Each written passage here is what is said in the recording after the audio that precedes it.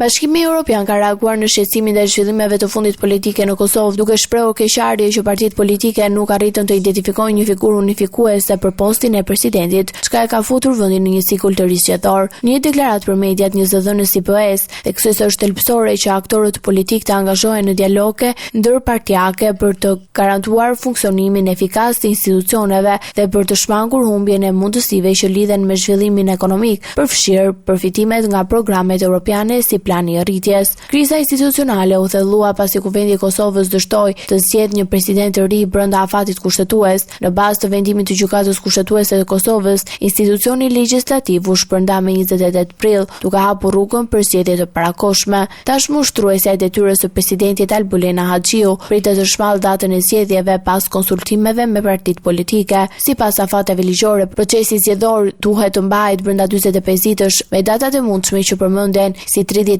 maj ose 7 qershori. Situatat politike u tensionuan më tej kur lëvizja vetëvendosje të roqi kandidaturat e saj fillestare dhe propozoi dy emra të rinj nga shoqëria civile, por opozita refuzoi të marrë pjesë në seancën vendimtare duke bërë të pamundur arritjen e korumit. Kryeministri Albin Kurti deklaroi se kishte bërë përpjekje për marrëveshje me partitë opozitare, por këtë përpjekje nuk dha rezultat. Nga ana tjetër, Partia Demokratike e Kosovës dhe Lidhja Demokratike e Kosovës hodhën poshtë propozimet e mazhorancës, duke i cilësuar ato si të papranueshme dhe jo serioze. Debati politik është përshëndruar kryesisht në balancat e pushteteve, ku opozita ka kundërshtuar mundësinë e një partie të vetme të kontrollojë institucionet kryesore të shtetit, ndërkohë ofertat për bashkëpunim dhe propozimet për kandidatët konsensual nuk kanë gjetur mbështetje të ndërsjellët. Sipas Kushtetutës së Kosovës, zgjedhja e presidentit kërkon një shumicë e cilësuar prej 2/3 në 2 raundet e para ose 61 vota në raundin e tretë, ndërsa prania e të paktën 80 deputetëve është e domosdoshme për zhvillimin e votimit, një kush që nuk u përmbush. Në këtë klim të tensionuar politike, ndërhyrja